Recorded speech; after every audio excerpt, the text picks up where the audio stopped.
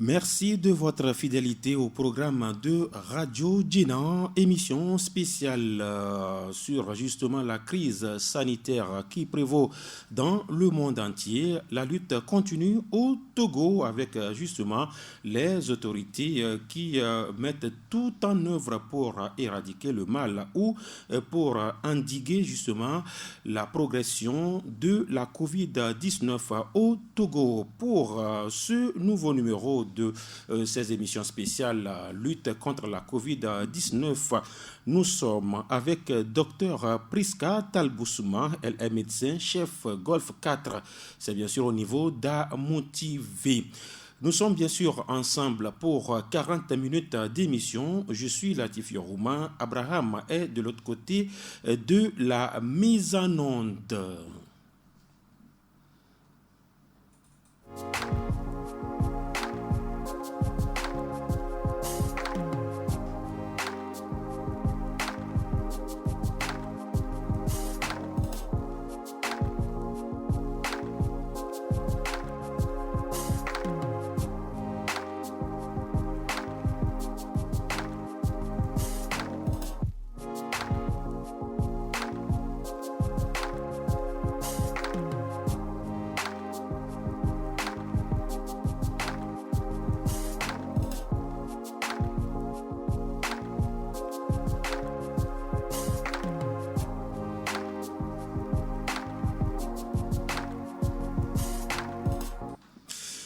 Voilà notre invitée confortablement assise dans le studio, bien sûr, de Radio Djina.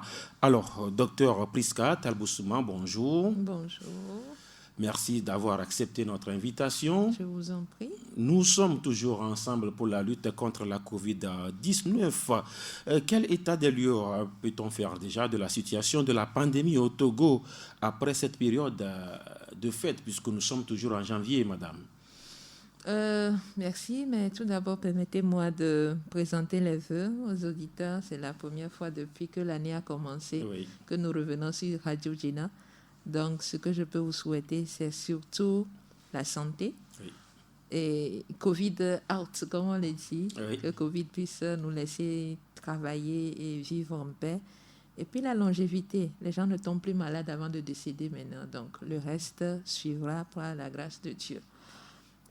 Pour revenir à notre question, la situation par rapport à COVID, au cas de COVID après les fêtes, on va dire que le couvre-feu qui a été instauré a eu son impact.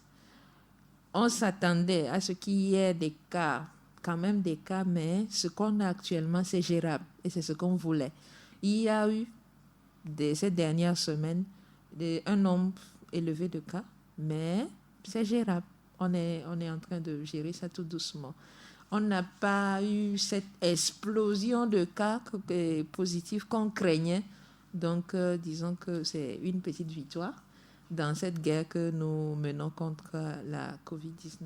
C'est de façon générale ou c'est de façon spécifique, madame? Oh, c'est de façon générale du Togo, surtout toute l'étendue du territoire, c'est ce qu'on a remarqué. C'est vrai, Lomé est particulier parce que c'est comme si la COVID-19 est au Togo, à Lomé seulement. À Lomé, on a eu beaucoup de cas confirmés, de plus que d'habitude. Mais dans la zone, sur le territoire aussi, il y a eu des cas par-ci, par-là, mais pas aussi importants qu'à Lomé. Ça veut dire que les choses ont été quand même contrôlées et que chapeau à tout le monde, tous ceux qui ont pu se mouiller le maillot pour que l'activité et les mesures barrières soient respectées pour éviter l'explosion. Peut-on comprendre par là que les mesures ont été efficaces par rapport justement à la période de fête? Exactement. C'est-à-dire que, on l'a dit, mais les Togolais pouvaient ne pas suivre ce que le gouvernement a dit, ne pas suivre le couvre-feu. Nous avons remarqué qu'effectivement, ça a été suivi. Et au final, les gens nous ont compris.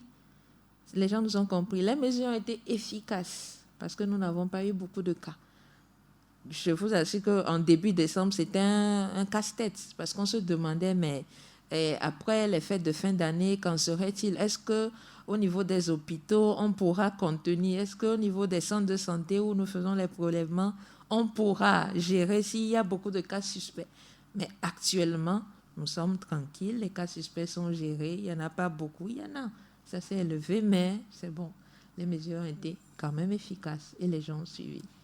Mesures efficaces, pourquoi ne pas peut-être poursuivre dans cette dynamique? Pourquoi relâcher juste après les fêtes? Pas relâcher. Relâcher, ça voudrait dire que nous avons demandé à la population de ne plus suivre les mesures barrières. C'est juste le couvre-feu qu'on a enlevé parce que ce n'est pas comme si le gouvernement se fait une joie d'instaurer le couvre-feu. On sait qu'il y a des activités qui sont menées la nuit. On sait que depuis mars dernier, mars 2019, depuis l'arrivée de coronavirus, les activités ne marchent plus. Donc, il faut quand même laisser et faire confiance aux Togolais pour voir si, est-ce que ce qu'on a observé après, pendant cette période de fête-là, est-ce qu'ils ont compris? Est-ce qu'ils pourront respecter la chose? Mais on compte sur eux. Sans eux, on n'est rien. On compte sur eux. Et je crois que dans les résultats que nous avons, ils font quand même preuve de beaucoup de compréhension. D'accord. Vous êtes sur Radio Djena. Nous sommes avec Dr Priska Talboussouma, médecin-chef Golf 4. Alors, mesures efficaces, en tout cas, chiffres un tout petit peu, je dirais, à l'arrêt, en tout cas par rapport à l'augmentation. Mais est-ce qu'on peut en dire, est-ce qu'on peut dire la même chose par rapport à ce qui se passe dans le nord du Togo, madame? Voilà. Dans la région, dans le Grand Tone, on va dire, avec les préfectures de Tone, Senkassé, Tandouaré, Kpenjal et puis Kpenjal Ouest, on a remarqué effectivement ces derniers temps qu'il y a beaucoup de cas positifs. Depuis que la crise a commencé, on n'a pas eu beaucoup de cas au niveau du Grand Tone comme ça. Donc, on appelle ça la surveillance épidémiologique. C'est maintenant la surveillance épidémiologique d'aller mener une enquête pour voir ce qui se passe. Mais en attendant de comprendre l'origine de la chose, il faut circonscrire l'infection ou bien la transmission, rompre la chaîne de transmission. Il ne faut plus, vu que les cas augmentent de jour en jour, c'est que au départ, on voyait 1, 2, mais ces derniers jours, c'est 3, 4, 5, 6, 7, 8. Bon, ça commence à attirer l'attention. Donc, il faut circonscrire la zone, identifier dedans qu'est-ce qui fait que les cas augmentent comme ça et arrêter la transmission. C'est-à-dire que l'enquête est en cours, on ne connaît pas exactement l'origine de la chose. Sûrement que c'est un cas qui est venu et que les gens n'ont pas respecté les mesures barrières. Peut-être que c'est dans une même famille, peut-être qu'ils ont partagé un petit pot, peut-être qu'ils se sont retrouvés à une réception, ainsi de suite. Donc tout ça, les enquêtes sont en cours pour identifier la source de l'infection. Et aujourd'hui, justement, il faudrait prendre d'autres mesures ou bien des mesures spécifiques à cette région ou à cette zone. Et quelles sont justement ces mesures? D'accord. Il a été juste demandé au Grand Tone de respecter le couvre-feu qui sera de 20h à 5h du matin. Le temps qu'on identifie et on comprenne ce qui se passe par rapport au coronavirus. C'est tout ce qu'on a demandé. J'ai ouï dire que non, c'est par ça qu'on va instaurer le couvre-feu à Lomé. Non. Le couvre-feu qui a été instauré, c'était juste dans le Grand Tone parce que c'est particulier. Rarement on a eu autant de cas dans une zone donnée comme ça, comme le Grand Tone. Donc, il faudrait, si on a pu prendre tout le Grand Tone et non pas Tandouaré seul ou bien le Tone seul, ça veut dire que les cas sont un peu partout. C'est sporadique, mais c'est dans la zone. Donc, il faut entourer cette zone-là pour pouvoir renforcer la surveillance à ce niveau. Donc, pour l'instant, couvre-feu. Pour l'instant, couvre-feu. Il faut être prudent. C'est parce que si on s'amuse à laisser les cas, on a beaucoup de cas asymptomatiques. Disons que le Togolais est quand même un peu solide. Ce sont ces cas asymptomatiques-là qui nous causent des problèmes. Ces gens qui sont venus sûrement, c'est des gens suspects qui présentent des signes ou bien ils ont eu un lien avec quelqu'un qui a été détecté positif. Donc, Supposons que la personne, il y a un commerçant dans le groupe.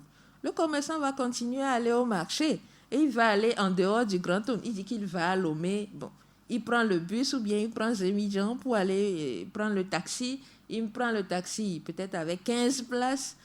Les gens à l'intérieur, certains respectent, certains ne respectent pas. Même dans le bus, peut-être vous allez trouver quelqu'un qui tire son cache-nez. Oh, il fait trop chaud. Pendant que l'autre tous, il transmet à tous ceux qui sont dans le transport commun le temps d'arriver à Lomé et rentrer dans le grand marché, vous imaginez? Donc, c'est pour ça qu'il faut réduire la circulation. Tout le monde reste chez lui. À partir de 20h, vous restez chez vous. Ça évite les attroupements. Tu vas au service, tu reviens, respect des mesures barrières, et puis c'est bon. En attendant qu'on voit bien dans ce qui se passe. Oui, il y a beaucoup qui ont toujours du mal à comprendre véritablement le pourquoi le gouvernement ou peut-être la coordination scientifique met au-devant le couvre-feu parce qu'il y a plusieurs autres mesures, mais apparemment le couvre-feu est beaucoup plus prisé lorsqu'on veut prendre les mesures. Beaucoup se demandent est-ce que le virus va beaucoup plus vite la nuit que le jour? C'est la question qui est posée. Disons que c'est le moindre mal. Les gens préfèrent quoi? Qu'on leur dise de rester à la maison toute la journée et ne pas aller aux activités habituelles, ne pas ramener de l'argent à la maison ou bien juste rester à la maison pendant la nuit. Mais on demande juste aux gens, il fait nuit, rentre chez toi pour te protéger. C'est pas comme s'il y aura je sais pas, dans la nature. C'est juste pour te protéger. C'est le moindre mal. Sinon, le gouvernement pouvait dire non, c'est isolement pour tout le monde, confinement total, vous ne sortez plus. Là, ce serait la catastrophe. Parce qu'il y a déjà un impact économique de Covid-19. On ne peut plus demander aux gens de faire le confinement total. On a essayé, on a vu ce que ça a donné. Donc, ce qu'on peut faire actuellement, c'est demander aux gens de rentrer tôt pour éviter qu'ils se retrouvent dans les bars, pour éviter les petits attroupements, les réunions. Chacun reste chez lui. À 5h du matin, tu pars au boulot. C'est aussi simple que ça. Sous un autre angle, madame, est-ce que justement le manque de rigueur au niveau des frontières n'explique pas aussi ces éléments? Ça, c'est d'un. De deux, les frontières poreuses de nos pays également n'expliquent pas également ces situations. Vous savez, il y a beaucoup de choses, beaucoup d'explications possibles. Mais on ne peut pas mener une guerre et que ce soit efficace sans que tout le monde ne s'y implique. C'est que je ne peux pas être là en train de mener une action pour que tel but soit atteint pendant que l'autre est en train de faire quelque chose pour me tirer derrière, pour m'aider à ne pas atteindre mon objectif. On ne va pas avancer. Et c'est ce qu'on remarque au niveau des frontières. Au Togo, on a instauré des règles claires. Peut-être ailleurs, avant de venir, les gens ne respectent pas. On dit au Togo, il faut faire le test avant de partir. Vous devez montrer le test avant de rentrer. Peut-être qu'il y a des gens, par exemple, pour venir de l'étranger, qui ne font pas le test. Et il y en a, on voit des cas, non, ici, vous êtes trop rigoureux, vous êtes ci, vous êtes ça. Au Ghana, à côté, ce n'est pas comme ça. Au Bénin, à côté. Bon, nous, au Togo, on protège notre population. Maintenant, si le Togolais décide de recevoir son parent, il s'en fout de ça, de son statut Covid. Il le prend chez lui à la maison. Il ne signale pas aux autorités sanitaires qu'il a un voyageur qui est arrivé chez lui pour pouvoir le tester. Bon, tout ça, on laisse et après, c'est pour découvrir que j'ai la Covid. Et maintenant, on va commencer à... Oh, c'est quelle maladie ça? Pourquoi? En fait, il y a beaucoup de choses. Tant que nous ne prenons pas sur nous que Covid ne va pas passer par moi et respecter les mesures barrières, que ce soit pour la famille et en dehors de la famille, on aura toujours ces soucis de frontières poreuses et des gens qui veulent... Et ce sont les mêmes, hein. C'est juste des humains, des Togolais qui forcent. Ils savent qu'il ne faut pas passer, mais ils négocient, ils forcent pour pouvoir passer. Bon, et la maladie continue à se propager. Ça n'aide pas en fait, ça décourage parce que devant en amont, il y a un travail colossal qui se fait et derrière, il y a des gens encore qui veulent piétiner sur le travail. Ça, bon, disons qu'on est courageux. Si on veut regarder tout ça, bon, Vous-même, vous voyez. Toujours à l'écoute de Radio Djena dans l'émission justement Covid-19, si on peut le dire ainsi. Ce sont des émissions spéciales pour évoquer les stratégies mises en place par l'État togolais pour contenir la pandémie. Alors, des pays enregistrent, madame, une nouvelle mutation du virus. Covid qui apparemment vient sous une autre forme, si on peut peut-être l'expliquer ainsi. Et comment cela s'explique et comment expliquer la donne au Togo dans notre pays? Bon, disons que la population se dit mutation, mutation, mais je ne sais pas si les gens comprennent. On dit, comment je peux expliquer ça simplement? Prenons le virus comme une personne. Elle quitte, elle quitte l'Afrique et va en Europe. En Afrique, il fait chaud. Oui. Donc, il a l'habitude de s'habiller en débardeur, en culotte. Là, il sort, il prend de l'air. Mais arrivé en Europe, surtout au Canada, pendant la période de fraîcheur, il faut s'habiller tout le temps en pantalon, en manteau, etc. Voilà. Disons que c'est ce qui se passe un peu pour la mutation. Il est arrivé, il est rentré dans un environnement et il est en train de changer ses caractéristiques. Et là, on sait que c'était contagieux, mais la mutation fait que c'est plus contagieux que d'habitude. C'est en ça que la mutation là est dangereuse. C'est pour ça que les scientifiques craignaient qu'il y ait une mutation. Mais c'est parce qu'il y a eu beaucoup de cas dans certaines zones, notamment au Kenya. On en a même eu au Nigeria à côté. Il y a eu beaucoup de cas que de façon habituelle. Donc ça a attiré l'attention des scientifiques qui ont creusé. Ils ont vu que le virus en question a muté. Il est devenu plus contagieux. Mais on n'a pas dit qu'il est devenu plus mortel. Disons que, bon, ça c'est Dieu qui nous sauve. Il n'est pas plus mortel, mais il est plus contagieux. Il ne faudrait pas qu'il y ait une mutation qui le rende mortel. Plus mortel que ce qu'on a. Donc c'est tout ce qu'on craint. Donc disons qu'on croise les doigts pour que même ce virus muté, très contagieux, n'arrive pas chez nous au Togo. Est-ce qu'on peut comprendre justement qu'au Togo, pour l'instant, on est sur la version traditionnelle connue du virus, c'est ça? Disons qu'on est sur cette version-là. Même s'il y en a, on ne peut pas avoir la certitude actuellement. Je dirais que les études sont en cours pour vérifier si effectivement il y a une mutation ou pas. Ou si c'est le même germe là qui est en train de causer des ravages, je dirais, en France et en Europe, etc., qui est en train de venir ici. On n'a pas encore la certitude. Mais il faudrait que les gens respectent vraiment les mesures barrières, que quand on reçoit un voyageur, c'est comme la première fois, on était là tout bonnement, et puis quelqu'un l'a amené. Donc il faut être vigilant quand il y a des gens qui viennent chez vous. Et il y a une chose aussi, ces derniers temps, les cas confirmés qu'on reçoit, c'est beaucoup plus des voyageurs. C'est-à-dire les voyageurs arrivés, mais même ceux qui partent. Mais dans ceux qui partent, là, vous allez voir qu'il y a beaucoup qui transitent dans plusieurs pays. Ce sont des voyageurs qui sont en transit chez nous, etc. Donc, il ne faudrait pas que quelqu'un l'amène encore d'ailleurs. La personne peut avoir quitté le Kenya, passé quelque part, revenir, passer par le Bénin ou bien le Burkina avant d'arriver chez nous. Donc, il y a tout ça, le respect des mesures barrières, c'est important. Plus que jamais. D'accord. Oui, par rapport à ces nouvelles informations qui évoquent la mutation, vous venez donc de l'expliquer, on sent un petit retour d'une psychose. Les gens commencent peut-être, la peur est de retour peut-être dans les maisons ou dans les habitudes. C'est une bonne ou une mauvaise chose? Parce qu'entre-temps, on dit oui, personne n'a plus peur du virus et apparemment, bon, il y a un relâchement, si on peut le dire ainsi. Est-ce que la peur, c'est une bonne et une mauvaise chose? Parce que, de façon générale, nous, les Togolais, on comprend trop bien les choses parfois.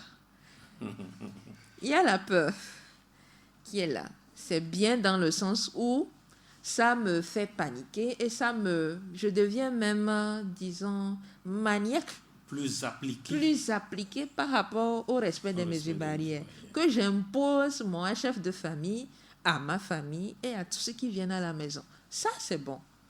Mais bon, si ça va me faire, je ne sais pas, tellement stresser que ça devient une psychose et ça me rend dépressif, là, Ça devient une maladie. Exactement, j'affaiblis mon système immunitaire et je suis plus exposé au Covid. C'est juste ça. Il faut faire la part des choses et prendre le juste milieu. C'est là, la maladie est là. Il faut que je prenne juste mes mesures pour que ça n'atteigne pas ni moi, ni ma famille. Et même les enfants qui vont à l'école, c'est la même chose. Lavage des mains, etc. Et c'est bon. D'accord. Et justement, parce qu'il y a eu beaucoup de relâchements, nous le constatons dans nos quartiers. Si on voudrait, docteur, rappeler d'abord ce qu'on appelle les symptômes et puis les dispositions à prendre quand on ressent des symptômes. D'accord. Ce que moi, personnellement, j'ai remarqué depuis qu'on est sur le terrain par rapport au Covid-19, il y a beaucoup plus d'asymptomatiques que des symptomatiques. Bon, laissons les asymptômes, parce que s'ils ne viennent pas à l'hôpital, on ne saura jamais.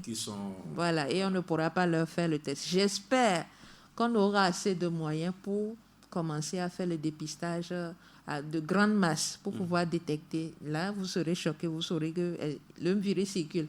Parce qu'il y a des gens dans ce Togo-là qui pensent encore que tout le monde a déjà eu peut-être le virus et qu'il est même passé, voilà. Exactement. Maintenant, l'autre côté des symptomatiques, on a dit, c'est un virus de la grippe. Moi, je dis souvent, ce n'est pas de la même manière que je fais une grippe que mon camarade le fera. Mais il y a des signes qui ne trompent pas, des signes qui doivent revenir. Je fais une fièvre. Au départ, on disait la fièvre, 40 degrés, la personne frissonne, tout ça. Mais aujourd'hui, ça peut être une fébricule, c'est-à-dire, je suis là, je me sens un peu fatiguée, je sens que mon corps chauffe juste un peu. Mais ça peut être coronavirus. Donc, disons, fébricule 37,5, 38 degrés. Les gens n'ont pas l'habitude de prendre la température quand ils ont le corps chaud. On tâte un peu seulement, oh là, mais on vidé. Et puis, on passe chercher un petit médicament à côté. Non. Il y a la fièvre. La fièvre est au premier plan. Chez pratiquement tous les malades, vous allez trouver, sur 10 personnes, vous allez trouver la fièvre chez au moins 8 à 9 personnes. Ça, c'est important. Maintenant, le deuxième point, ça peut être la toux. Ça peut être une irritation laryngée, genre je sens que ma gorge me gratte comme si j'allais avoir une angine. Mais les signes pathognomoniques ou bien les signes spécifiques de ça, c'est d'habitude, quand je mange à des mains, je sens que ça sent bon. Avec les piments verts, là, ça sent bon. Mais si je commence à manger, j'ai les signes. J'ai une fièvre qui est peut-être passée. C'est comme si je tousse un peu. Ou bien, on dirait que je vais être un peu enrhumée. Et puis, je mange ma pâte comme d'habitude, mais je ne sens rien. Une fois, au deuxième repas, troisième repas, il faut que ça me tique.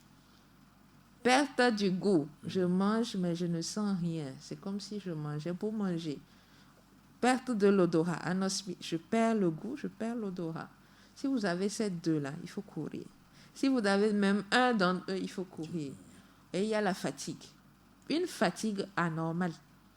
Une fatigue inexpliquée. C'est-à-dire que je suis là, je n'ai rien fait, mais je me sens très fatiguée. Je me repose, mais ça ne passe pas. Je dors suffisamment, mais ça ne passe pas. Je prends 2 à 3 jours de repos, mais ça ne passe pas. Ou bien j'ai une angine, on a eu un cas d'une angine qui traîne. La personne a la grippe avec la gorge qui fait mal. Ça traîne une semaine, on fait le traitement pendant 2-3 jours. Souvent, on fait le traitement jusqu'à 5 jours d'une angine. Mais ça ne finit pas. Je me sens toujours fatiguée. Ce sont des signes. En fait, il faut penser à faire le test Covid.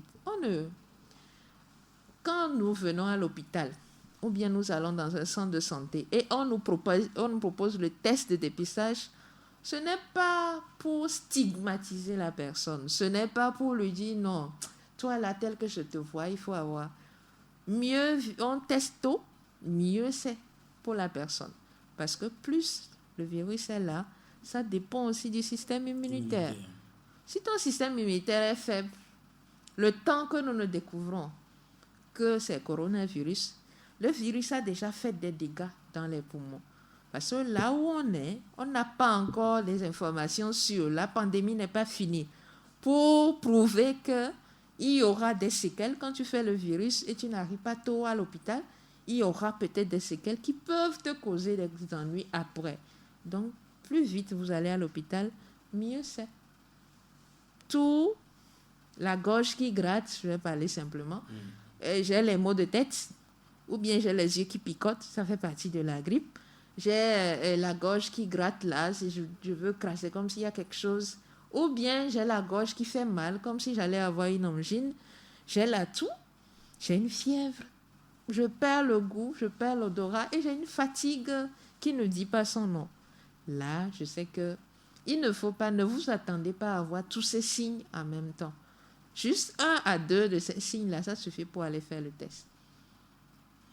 Aujourd'hui, le premier problème, c'est peut-être le coût du test de dépistage. Justement, c'est pour ça que je disais que quand vous venez à l'hôpital et que vous êtes un suspect, il faut que vous soyez content même quand on vous demande de faire le test. Parce que tant que vous êtes suspect, l'État prend ça en charge et c'est gratuit. C'est gratuit. Quand vous êtes suspect. Mais quand vous voulez faire un dépistage volontaire comme ça, bon, ça c'est payant. Et vous allez à l'Institut national d'hygiène, le laboratoire de référence. Si vous voulez voyager, vous allez à l'hôpital au laboratoire de référence. Mais, disons de la vérité, si l'État voulait vraiment faire le total des réactifs qu'ils utilisent, du matériel qu'on utilise, etc., vous verrez que les frais, les sommes qu'on a fixées au niveau de l'Institut national d'hygiène même, c'est donné. Ailleurs, ce n'est pas comme ça. Vous pouvez... Ce qui nous tique un peu, c'est que les gens comparent, mais sans savoir, sans demander les frais exacts au niveau des autres pays. Si on vous donne... La dernière fois, on m'a donné un prix, là, j'étais choquée. Et même la rapidité avec laquelle nous faisons les tests, ailleurs, les gens font 48 heures à 72 heures pour avoir les résultats. Chez nous, c'est 24 heures. Quand quelqu'un fait quelque chose de bien, il faut quand même le féliciter avant de les critiquer. Parce que ça encourage. Le pouvoir d'achat également du Togolais. Le pouvoir d'achat, mais on le sait. On le sait, ils savent tout ça. C'est pas comme s'ils n'avaient pas des parents qui n'ont pas... Ils vivent la chose. Le Togolais peut être pauvre, très pauvre d'ailleurs, et peut-être que l'État togolais est quand même, je ne dirais pas riche, a quand même les moyens de gérer les 7 millions quand même de Togolais. Voilà bien pourquoi l'État en fait chose. Félicitations à l'État. Il faudrait quand même que l'État aussi pense à relever le pouvoir d'achat, peut-être des citoyens. Merci pour ces rappels-là et peut-être le rappel aussi des dispositions, peut-être ces mesures barrières. On le dit, mais voilà, on dit l'art de la pédagogie, c'est la répétition. Exactement. Bon, et que les auditeurs nous excusent, on va encore vous fatiguer avec pour encore une fois. Et le masque. Nous parlons du masque, comment il faut le porter. Je pense que maintenant tout le monde sait comment il faut le porter, comment il faut l'enlever. On est habitué. Et comment il faut l'entretenir. Les masques bleus, c'est à changer au moins 2 fois. Vous pouvez les laver et les reporter, les sécher au soleil. Les masques bleus. Oui. Couleur bleue. Couleur bleue. Tout masque. On avait dit en temps que ça, c'était jetable. Mais en temps, il y avait un article scientifique qui avait dit que non, en fait, c'est résistant. Ah, ce sont ces masques-là, vous appelez masques bleus. Masques bleus, masques chirurgicaux. C'est nous voilà, parce que c'est les masques chirurgicaux. Ça confusion. Voilà. Il y a d'autres masques qui sont verts aussi, artisanaux. Mais pour les artisanaux aussi, c'est même chose. Les artisanaux, c'est même chose. Vous enlevez, vous lavez. Il ne faut pas laisser les masques se salir avec plein de sueur. Dès que vous arrivez à la maison, il faut toujours avoir un masque sur soi et un masque dans le sac. Dès que vous sentez que c'est un peu sale, vous changez. Et quand vous arrivez à la maison, vous les lavez. Et il y a une certaine façon de les enlever. Ne prenez pas toute la main pour enlever et puis, non, ça va vous contaminer. S'il y a éventuellement les virus et que vous ne vous lavez pas les mains, ça peut vous contaminer. À part le masque, le lavage des mains, on ne prend pas l'eau juste comme les enfants font là. On met la main sous la pompe et puis ça rince un peu. Non.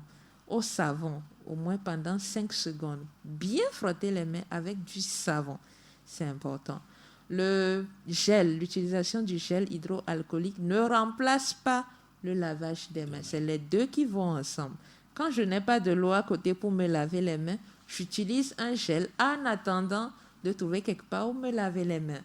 Et puis, vous avez remarqué cette période-là de tout où les gens ne font même plus de tout parce qu'on porte les masques et on se lave les mains. C'est important. Donc, voilà un peu. Et la distanciation. Si vous savez que vous n'avez pas de masque, éloignez-vous des gens, asseyez-vous, respectez la distanciation. C'est important. C'est important. Et personne ne veut plus tousser maintenant, hein, madame. Il y a quand même... Oh, ça c'était au départ. Maintenant, les gens toussent. Mais si tu veux tousser, c'est dans le creux du coude. Pour protéger chacun tout même se prend soin de choses. Personne ne veut plus tousser maintenant. Parce que tout le monde va bien maintenant. Tout le monde va bien. Toujours à l'écoute de Radio Djena. Nous sommes sur la dernière marche donc, de cette émission.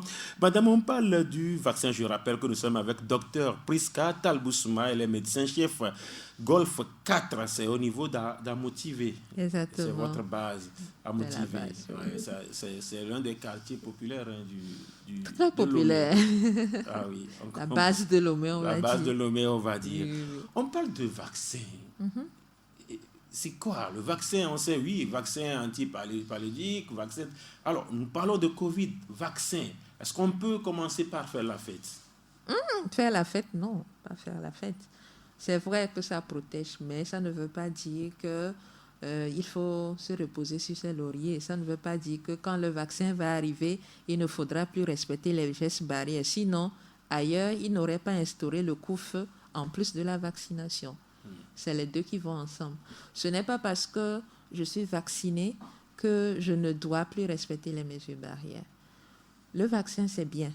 C'est un ouf de soulagement pour tout le personnel de santé. C'est un ouf de soulagement pour la population parce que nous n'aurons plus, le virus ne va plus tellement évoluer pour même, ça nous protège même de la mutation du virus. Parce que ça a été prouvé que ce virus muté-là, la vaccination peut nous protéger contre lui. Ça n'aura plus la chance de faire des dégâts. Et le plus essentiel, c'est que la vaccination nous protège contre les décès. Quand le personnel de santé perd quelqu'un, une personne, ce n'est une joie pour personne. Ça va éviter qu'on ait des décès. Et nous pourrons nous reposer quand nous saurons que la population est protégée par ce virus méchant qui est venu de je ne sais où. D'accord. Et donc, aujourd'hui, on peut quand même dire qu'il y a un vaccin contre la Covid. Il y a il y a même des vaccins contre la Covid. Mais il y a certains qui sont validés, qui sont en train d'être utilisés, et d'autres même. Il y en aura encore, hein. Mais comme on est dans l'urgence et que les gens meurent, la santé de la population est en jeu, il faut faire quelque chose. C'est comme quand les médicaments ou bien les traitements sortaient. Est-ce qu'il fallait croiser les doigts parce qu'on ne sait pas ce que ça va donner? On a prouvé. On a quand même dit que ça marche donc. Essayons. On verra ce que ça donnera. Si ça protège la population, tant mieux. On ne prend pas la population pour faire des tests. Sachez bien qu'avant que ces vaccins ne soient administrés à la population, des tests ont déjà été faits. L'expérimentation a déjà été faite. On a dépassé cette phase-là maintenant? On a dépassé cette phase. C'est parce qu'on a eu les résultats de cette expérimentation que ces vaccins ont pu avoir l'autorisation d'être administrés aux gens pour les protéger. Donc, soyez sans crainte par rapport à ça. Il y a beaucoup de voilà. Mais, en tant que scientifique, nous, on a eu la preuve que ça marche. Donc, le Togo, probablement d'ici là, on l'a dit, d'ici là, on aura les vaccins, peut-être. On aura accès à ce vaccin-là. Du coup, on ne l'a pas encore au Togo? Pas encore. Les démarches sont en cours. Les démarches sont en cours pour pouvoir l'avoir. Mais je pense que ce sera pour très prochainement. Et le débat est déjà là. Ça va commencer par qui? Et ça va finir par qui? Le débat n'est pas encore clos, hein, donc oui. Ça continue. Ça continue. Parce que voilà, le vaccin sera là, d'accord. Maintenant, il faut commencer par qui? On verra s'il faudra commencer par certains. Peut-être il faut commencer par... Nous, on est des journalistes, on va dire qu'il faut commencer par les journalistes. Bon, peut-être dépend, les médecins vont dire qu'il faut commencer par les médecins. les femmes du marché vont dire il faut commencer par nous parce que tout le monde vient se ravitailler ici. Le débat, il est bien là. Vous savez, il y a cette problématique autour du vaccin. Il y a certains qui sont très heureux. Ils attendent impatiemment de se faire vacciner. C'est de la même façon qu'il y a beaucoup qui sont là, qui ne veulent pas aussi du vaccin. Donc, en fonction, il faut vérifier tous ces paramètres, voir parce qu'on ne sait pas encore si toute la population pourra avoir le vaccin. Donc, il faut privilégier certains par rapport à d'autres. Donc, les discussions sont en cours. Jusqu'à ce que ça n'arrive là, je pense que ce sera publié pour voir qui devra ou qui ne devra pas prendre le vaccin. Et d'autres ont toujours en tête que, voilà, peut-être qu'il y a certains qui seront des cobayes. Non, donc, il n'y a plus de cobayes. Il n'y a plus de cobayes. Je sais que c'est mais sauf que, voilà, on est au Togo, vous connaissez votre population. Souvent, il y a la mentalité, il y a des débats. Est-ce qu'on va commencer par moi, plutôt commencer par vous-même? Non. Il y a ces débats-là qui sont là. Je suis sûr qu'on va vous donner des exemples. On va donner... Ce n'est pas des gens qui vont aller faire... Non, il faut le faire d'abord. Ceux dont vous attendez qu'ils fassent d'abord, ils le feront. Ils le feront. Je suis sûr. Donc, les démarches sont en cours. Les démarches sont en cours. Nous avons encore 2 minutes à passer ensemble. S'il y a une dernière information ou d'autres détails à donner par rapport justement à cette lutte-là, madame, avant de nous séparer. Il faut savoir que cette lutte-là, nous ne la menons pas seuls. Ce n'est pas seulement le personnel de santé. J'aimerais tirer un chapeau particulier à la communauté, aux communes, aux maires, aux forces qui sont affectées pour la lutte contre Covid, FOSAP, etc. Ce sont des gens qui nous aident beaucoup, surtout pendant cette période de fête. Ils ont eu à lutter énormément au niveau des bars. Et moi, je tire un chapeau aux forces de l'ordre parce que pour cette période de couvre-feu, il n'y a pas eu d'écart. Et vraiment, on les remercie parce qu'on est en train de remarquer les résultats escomptés. La lutte continue. On va encore fatiguer la population togolaise pendant un temps jusqu'à ce que le virus ne parte. C'est vrai, on nous dit aussi qu'on se concentre un peu trop sur la Covid et on laisse les autres maladies que les autres... La Covid, c'est quelque chose qu'on ne connaît pas. Est-ce que c'est pour ça qu'il faut la négliger et puis aller se concentrer? C'est parce qu'on ne vous dit pas ce qu'on fait derrière par rapport aux autres maladies. Vous nous voyez concentrés sur... Mais c'est parce qu'on parle, on communique beaucoup là-dessus. Si on devait communiquer sur ce qu'on fait derrière, et si vous remarquez bien, juste prenez l'exemple des centres de santé. Quand vous venez au centre de santé, ce n'est pas parce qu'il y a Covid que les autres activités ne sont pas menées. Toutes les activités sont menées, c'est juste qu'on ne communique pas là-dessus. Les efforts sont concentrés pour pouvoir protéger la population. C'est parce qu'il y a ces efforts qu'on est à 73 cas de décès. S'il n'y avait pas tous ces efforts, on serait à 1 millier de cas de décès. Donc, il faut que les gens nous fassent confiance. Il faut que les gens fassent confiance en ceux qu'ils ont mis à la tête, les têtes qui doivent prendre les décisions. Ils ne prennent pas les décisions seuls. C'est une concertation. Et franchement, avec cette Covid-là, on a vu, c'était partagé. Tout le monde était mêlé pour la réflexion. Et je pense que si nous continuons comme ça, nous pouvons arriver récemment ou bien de façon très proche à éliminer ce virus. Il faut que la population continue de nous soutenir. S'il y a des questions, priez à approcher ce qu'il faut pour demander explication, chercher à comprendre, plutôt que de répandre de fausses rumeurs, parce que ça ne nous aide pas dans le travail, à critiquer derrière sans savoir exactement ce que les gens font. Donc, ce que j'aimerais demander aux auditeurs, de nous faire confiance, de respecter les mesures barrières. On n'est pas au bout de nos peines. On espère que le virus plus contagieux ne viendra pas. Mais en attendant, que chacun cherche à protéger et lui, et son entourage, et sa famille. C'est important. Merci à vous, Madame Dr Priska Talboussouma, médecin, chef Golf 4. Merci pour toutes ces précisions. Merci également à vous qui nous avez suivis. Merci à Abraham Kotalim qui a assuré la mise en onde de cette émission. Je suis Latif Yorouma. On aura forcément l'occasion de vous retrouver, madame, pour, avec plaisir. pour d'autres émissions, pour d'autres explications. D'ici là, merci de nous rester fidèles. Les programmes de Radio Guéna se poursuivent.